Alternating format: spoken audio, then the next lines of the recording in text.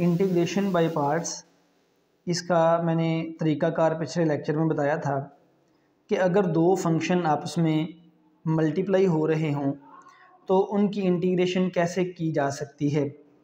तो अगर दो फंक्शन f(x) और g(x) मल्टीप्लाई हो रहे हैं तो हम इनको इंटीग्रेट करना चाहते हैं, तो हम इन दोनों फंक्शंस में से किसी एक को चूज़ कर लेंगे कि वो फर्स्ट फंक्शन है और दूसरे को हम रख लेंगे कि वो सेकंड फंक्शन है। यहाँ पे तो तरतीब इस तरह से लिखी है कि ये पहले है ये बाद में है, इसको मैंने फ़र्स्ट कह दिया, इसको सेकंड कह दिया, लेकिन जब आप क्वेश्चंस करेंगे तो इस तरह से नहीं होगा। हो सकता है जो पहले फंक्शन रकम में लिखा हो क्वेश्चन में वो हम सेकंड रखें, जो सेकंड लिखा हुआ वो फर्स्ट चूज़ करें। तो फंक्शन को हमने चूज़ करना है कि कौन सा फर्स्ट है कौन सा सेकंड है, तो वो मेथड मैं आपको अभी बताने लगा हूँ, जिससे आपके तमाम क्वेश्चन बआसानी हल हो जाएंगे। तो अगर हम f(x) और g(x) को इंटीग्रेट करते हैं, अभी फ़िलहाल फ़र्ज़ करें कि मैंने f(x) को फर्स्ट फंक्शन और g(x) को सेकंड फंक्शन कहा। क्यों कहा? इसलिए कि सेकंड फंक्शन हम वो रखेंगे जिसको हम आसानी से इंटीग्रेट कर सकें और पहला फंक्शन वो रखेंगे जिसको हम आसानी से डिफरेंशिएट कर सकें। जैसे इस फार्मूला के मुताबिक f(x) और g(x) की इंटीग्रेशन होगी ये फर्स्ट फंक्शन ऐसे ही, और सेकंड की इंटीग्रेशन, तो जिसकी इंटीग्रेशन आसानी से हो वो सेकंड रखेंगे, फिर माइनस इंटीग्रल, इस इंटीग्रल के अंदर फर्स्ट फंक्शन का डेरिवेटिव है, तो हम फर्स्ट फंक्शन हमेशा उसको चूज़ करेंगे जिसका डेरिवेटिव आसानी से लिया जा सके, और अगर उस फंक्शन का 2-3 दफ़ा डेरिवेटिव लें तो वो आंसर टर्मिनेट हो जाए, यानी ख़त्म भी हो जाए।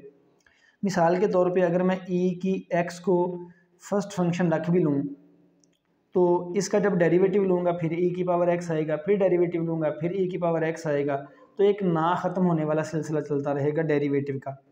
तो ऐसा फंक्शन रखेंगे जैसे x की पावर 2 हो या कोई और फंक्शन, इसका डेरिवेटिव ले, एक दफ़ा डेरिवेटिव लिया 2x, फिर डेरिवेटिव लिया तो 2, तो आसानी से जिसका डेरिवेटिव ख़त्म हो जाए वो फर्स्ट फंक्शन रखेंगे और जिसकी आसानी से इंटीग्रेशन हो जाए उसको हम सेकंड फंक्शन के तौर पे चूज़ करेंगे।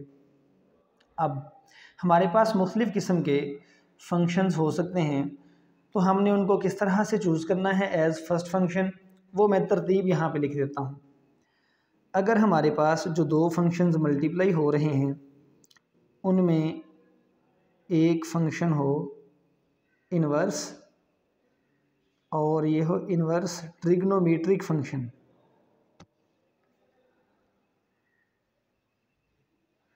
इन्वर्स ट्रिग्नोमेट्रिक फंक्शंस हो सकते हैं और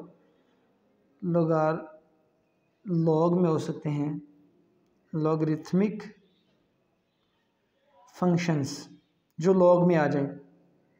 उसके बाद अलजेब्रिक फंक्शंस हो सकते हैं, अलजेब्रिक से मुराद है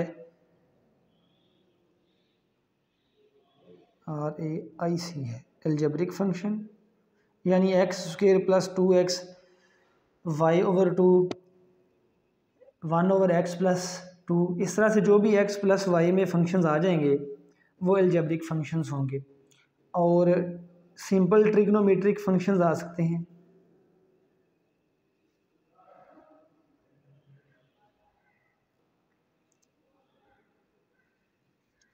और इसके बाद आ सकते हैं एक्सपोनेंशियल।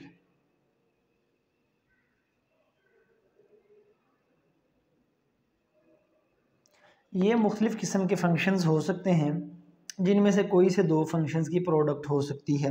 मिसाल के तौर पे इन्वर्स और लॉगरिथमिक फंक्शन हो सकते हैं इंटीग्रेशन में, अलजेब्रिक और ट्रिग्नोमेट्रिक हो सकते हैं, ट्रिग्नोमेट्रिक एक्सपोनेंशियल हो सकते हैं। तो कोई से जो दो फंक्शंस हैं वो इनमें से कोई से दो होंगे। तो अगर हमारे पास इंटीग्रेशन में इन्वर्स वाला फंक्शन आ जाए, इन्वर्स के साथ चाहे लॉग वाला हो, सिंपल अलजेब्रिक हो या ट्रिग्नोमेट्रिक हो या एक्सपोनेंशियल हो, तो हमने जो इन्वर्स ट्रिग्नोमेट्रिक फंक्शन होगा इसको हमने हमेशा पहले चूज़ करना है। इसको आई से मैंने रिप्रेजेंट कर दिया, इसका कोड वर्ड लिख देते हैं आई। और अगर इन्वर्स वाला फंक्शन नहीं है, इन्वर्स के अलावा लॉग में अलजेब्रिक फंक्शन यानी लॉग के साथ अलजबरा आ जाए, लॉग के साथ ट्रिग्नोमेट्रिक फंक्शन आ जाए, लॉग के साथ एक्सपोनेंशियल आ जाए, लॉग के साथ इन तीनों में से कोई भी फंक्शन हो तो हम लॉग वाले को as a first function choose करेंगे। इन्वर्स ट्रिग्नोमेट्रिक के साथ इन चारों में से कोई भी आ जाए तो इन्वर्स वाला पहली प्रेफरेंस होगा। अगर इन्वर्स वाला ना हो, लॉग फंक्शन के साथ कोई सा भी फंक्शन आ जाए तो लॉग वाला हम फर्स्ट फंक्शन के तौर पे चूज़ करेंगे। और अगर लॉग वाला फंक्शन ना हो, सिंपल अलजेब्रिक फंक्शन हो और कोई साथ ट्रिग्नोमेट्रिक साइन कॉस टेन में हो या e की पावर में हो, तो फिर हम जो अलजेब्रिक फंक्शन होगा उसको फर्स्ट फंक्शन के तौर पे चूज़ करेंगे। इसका कोड बना लिया a, यानी पहले अगर कोई भी हमारे पास प्रेफरेंस हो तो i इन्वर्स ट्रिग्नोमेट्रिक फंक्शन, फिर l यानी लॉगरिथमिक फंक्शन। अगर ये दो ना हों तो फिर अलजेब्रिक फर्स्ट फंक्शन चूज़ होगा। और अगर अलजेब्रिक भी ना हो, दो फंक्शन हो, एक साइन कॉस टेन में और एक एक्सपोनेंशियल में, तो जो ट्रिग्नोमेट्रिक फंक्शन होगा ना इसको हम फर्स्ट फंक्शन के तौर पे चूज़ करेंगे।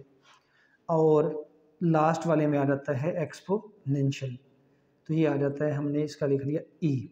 तो ये इनकी एक तरतीब बन गई है। अगर आपको ये तरतीब आती है, आप इसको जहन नशीन कर लें, याद रख लें, तो आप किसी भी किस्म का जो इंटीग्रेशन बाय पार्ट्स वाला क्वेश्चन है वो सेकंड्स में पिक कर सकते हैं कि कौन सा फर्स्ट फंक्शन रखना है और कौन सा सेकंड। अगर आप फर्स्ट और सेकंड फंक्शन को ठीक तरीके से चूज़ कर लेते हैं तो आपका आधा सवाल वहीं पे हो जाता है, आपकी मुश्किल ख़त्म हो जाती है। तो इस तरतीब को याद रख लें। अब इसको याद रखने के लिए आप एक वर्ड बना लें, इसको, ये है ILATE।